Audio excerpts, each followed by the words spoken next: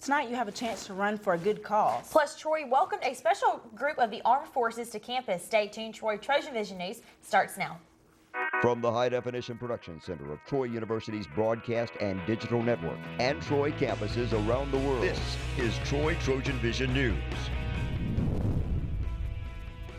Hello and welcome to Troy TrojanVision News for October 14th, 2014. I'm Casey Freeman. And I'm Courtney Allison. Thank you for joining us this evening. Last night, Troy University tipped its hat and saluted to a very special group of men and women. The United States Air Force Concert Band kicked off its fall tour in Claudia Crosby Theater, and last night I was there to catch all the action. The Troy community had the opportunity to treat themselves to hearing one of the greatest bands around. From Broadway tunes to patriotic melodies, the U.S. Air Force Band played it all. Janice Carl, a member of the band, tells us what it meant to play at Troy University. Oh, it's wonderful because especially we got to have the choir sing with us and some band members. And of course, you know, we've all got our degrees in music or master's degrees in music, and so to remember where we came from and then they can sort of aspire, it's a neat collaboration. As Carl mentioned, members of the Troy University Band were able to join in on the fun.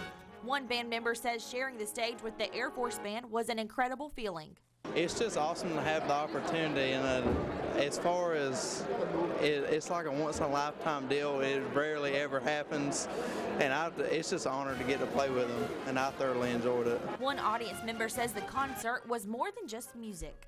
Tonight I saw why we should be proud as being Americans today.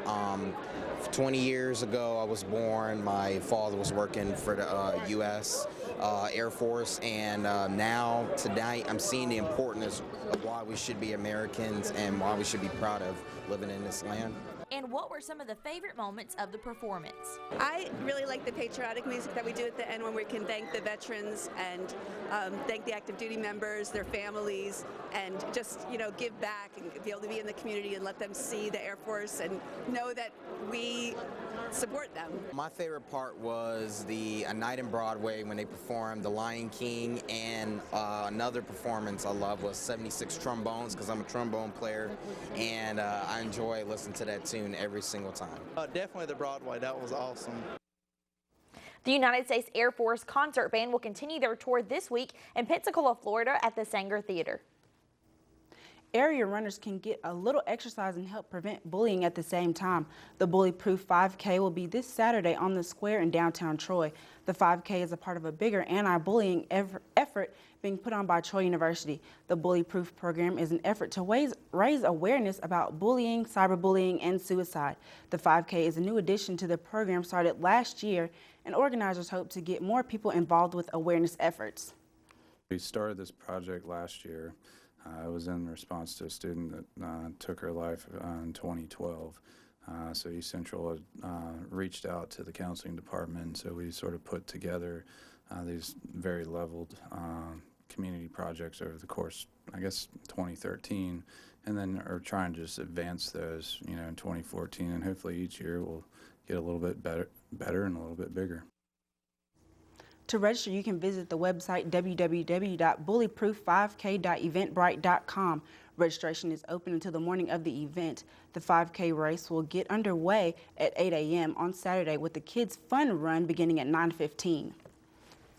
This week, Troy University's theater department is continuing their production of a musical made popular on film. Haley Greathouse gives us a look at Troy's production of Little Shop of Horrors. A human-eating flower is the star of this semester's musical. Troy University's Department of Theater and Dance presents Little Shop of Horrors. It's about 3 people that work a flower shop, and it's a quirky little guy and a very dramatic girl, and they happen to fall in love. Seymour, the guy, he discovers this plant, and the only way it grows is by blood. And so he ends up only eating blood, and he ends up having to feed him people throughout the play. And audience members are able to get an up-close and personal perspective on the play. The audience gets to actually sit on the stage with us for this performance, so we're hoping that we really can get them involved with what's going on in the story. One actor has had some unique struggles to deal with during production. Learning to emote with a puppet, because in the puppet, I'm not Mohammed, I'm this big plant, and this isn't my face. Like, my whole body is my face. So instead of just making a mean face, I have to, like, you know, lean over to the side and do all this weird stuff. It's awesome, though. And actors say a scene near the beginning is their favorite. My favorite part is Skid Row, because you come out and you get to see what we live in and what we have to deal with from day to day. Skid Row, because it's all of us on stage together. I get to dance and sing and act. It's just all of us, and we all come together, and it's one just big, powerful, like, energetic number. And what do audience members have to look forward to? They have to look forward to a love story and just a really just crazy, freaky, like almost horror movie, but really cheesy, fun thing. Haley Greathouse, Troy, TrojanVision News. The show runs at 7:30 Wednesday through Saturday with a 2:30 show on Sunday. Tickets are available at the Troy University box office.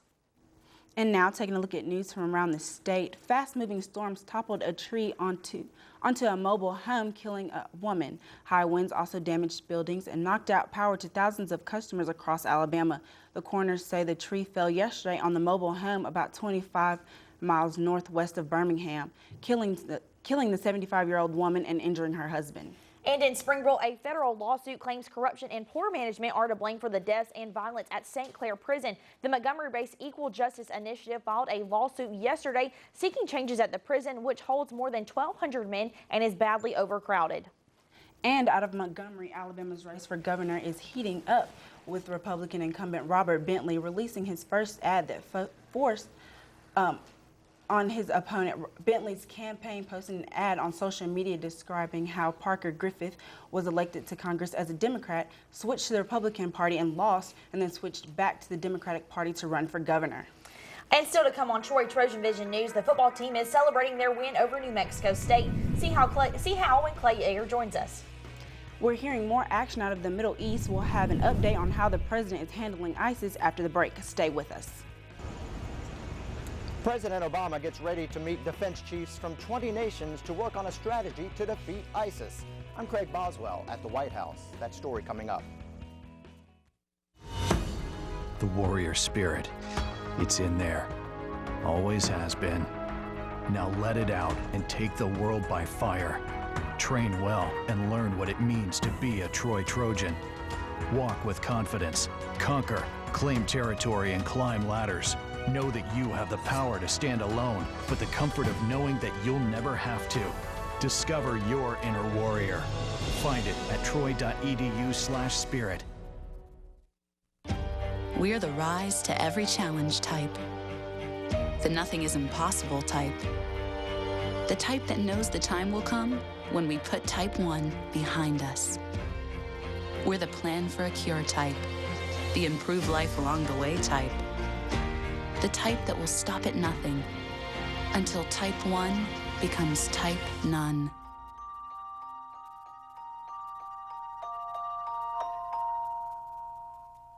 Now, the latest in Trojan sports on Troy TrojanVision News.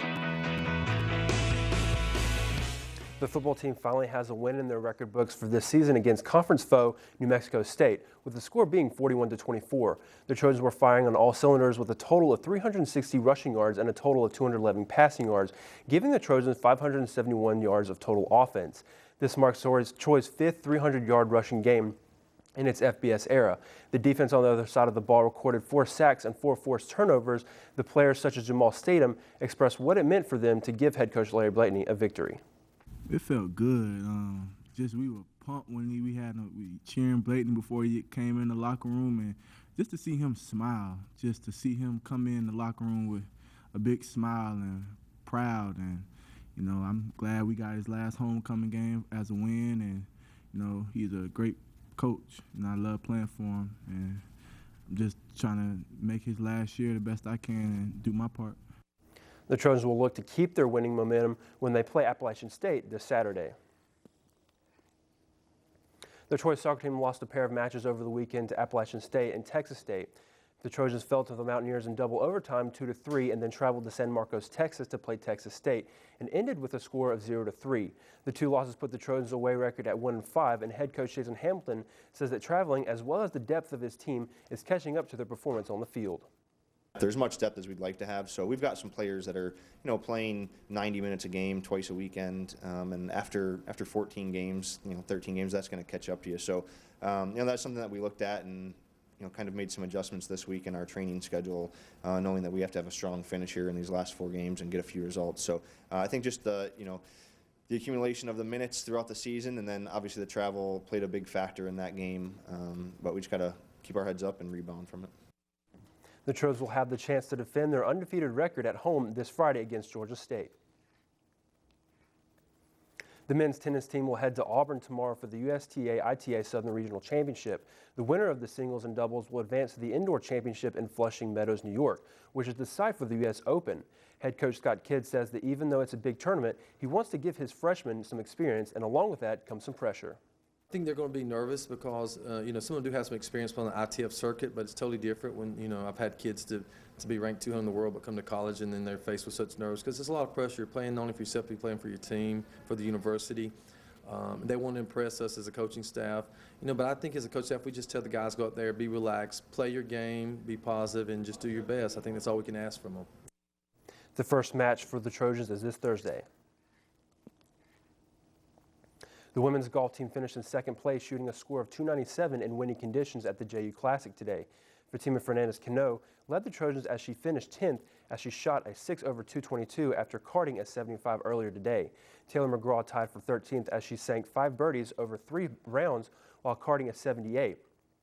Overall, the Trojans tallied a score of 897, which is the 4th lowest in school history and 2 shots off the school record set last fall at the Fred Marks Invitational. Next week, the Trojans will look to travel to Mississippi for the Old Waverly Bulldog Invitational. The volleyball team continues to struggle as they fell both to UL Monroe and UL Lafayette 2-3 in 5 sets this past weekend. Maria Zelenovic and Blair Winston both had 15 kills against UL Monroe, while Kia Cheatham posted team high on attack percentage of .350. Against UL Lafayette, Winston and Zelenovic both tied for 12 kills each for the second straight night. While the Trojans still struggle to find a win, assistant head coach Lizzie Clough tries to show the team she still has confidence in them. It's one of the toughest parts, in all honesty, just trying to convey that confidence to them and that we have in them, especially when you do go on a losing streak like that. It's tough, but the big thing that I've been trying to really push with them is, whether it's a win or a loss, you still have to wake up the next day. The sun still comes up, and you still got to go to work and prepare like you've been preparing since August. The Trojans will face ULR this Friday in the Trojan Arena at 6 p.m.